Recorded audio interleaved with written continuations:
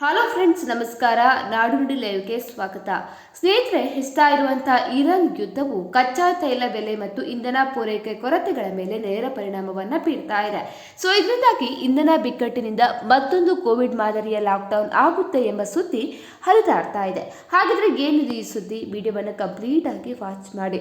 ಅಂತಾರಾಷ್ಟ್ರೀಯ ಇಂಧನ ಸಂಸ್ಥೆ ಜಗತ್ತು ದಶಕಗಳಲ್ಲಿ ಅತ್ಯಂತ ಕೆಟ್ಟ ಇಂಧನ ಬಿಕ್ಕಟ್ಟನ್ನು ಎದುರಿಸ್ತಾ ಇದೆ ಅಂತ ಹೇಳಿ ದೃಢಪಡಿಸಿದೆ.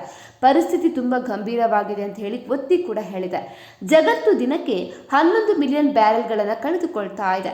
ಇದು 1970ರ ದಶಕದ 2 ಪ್ರಮುಖ ತೈಲ ಬಿಕ್ಕಟ್ಟುಗಳಲ್ಲಿ ಪ್ರತಿ ಬಿಕ್ಕಟ್ಟಿನಲ್ಲಿ 5 ಮಿಲಿಯನ್ ಬ್ಯಾರೆಲ್ಗಳನ್ನು ಕಳೆದುಕೊಂಡಾಗ ಉಂಟಾಗಿದ್ದಂತಹ ನಷ್ಟಕ್ಕಿಂತ ಹೆಚ್ಚಾಗಿದೆ ಅಂತ ಹೇಳಿದೆ.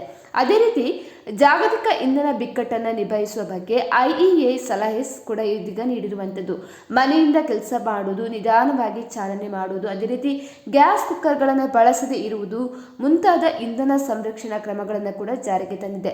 ಅದೇ ರೀತಿ ವಿಶ್ವವಿದ್ಯಾಲಯ ಮತ್ತು ಅನಿವಾರ್ಯವಲ್ಲದ ಸರ್ಕಾರಿ ನೌಕರರಿಗೆ ಕಡ್ಡಾಯ ಸಾರ್ವಜನಿಕ ರಜೆ ದಿನಗಳನ್ನು ಕೂಡ ಘೋಷಿಸಿದರೆ, ಅದೇ ರೀತಿ ಗ್ರಾಹಕರಿಗೆ 5 ಗಂಟೆಗಳ ಆವರ್ತನ ವಿದ್ಯುತ್ ಕಡಿತ ವೇಳಾಪಟ್ಟಿಯನ್ನು ಕೂಡ ಇದೀಗ ಜಾರಿಗೆ ತಂದಿದೆ. ಇನ್ನು ಪಾಕಿಸ್ತಾನ ಮತ್ತು ಫಿಲಿಪೈನ್ಸ್ ನಾಗರಿಕ ಸೇವಕರಿಗೆ 4 ದಿನಗಳ ಕೆಲಸದ ವಾರವನ್ನು ಕೂಡ ಜಾರಿಗೆ ತಂದಿದೆ. ವಿಯೆಟ್ನಾಂ ಉದ್ಯಮಗಳಿಗೆ ಕಚೇರಿಗಿಂತ ದೂರದಿಂದಲೇ ಕೆಲಸ ಮಾಡಲು ಕೂಡ ಕೇಳಿಕೊಂಡಿದೆ. ಅದೇ ರೀತಿ ತೈಲ, LNG, LPG ಮತ್ತು ರಸಗೊಬ್ಬರಗಳ ಕೊರತೆಯಿಂದಾಗಿ ಆರ್ಥಿಕತೆಗಳು ವೆಂಟಿಲೇಟರ್ನಲ್ಲಿ ಉಳಿದಿರುವ ಪರಿಸ್ಥಿತಿ ಇನ್ನೂ 1 ತಿಂಗಳು ಮುಂದುವರಿದರೆ ದೇಶಗಳಿಗೆ ಬಲವಾದ ಪೆಟ್ಟು ಕೂಡ ಬೀಳಲಿದೆ. ಅದೇ ರೀತಿ ಭಾರತ ಮೇಲೆ ಹೇಳಿದ ರಾಷ್ಟ್ರಗಳ ಮಾದರಿಯಲ್ಲಿ ಯಾವುದೇ ಕಠಿಣ ಕ್ರಮಗಳನ್ನು ಘೋಷಣೆ ಮಾಡಿಲ್ಲ.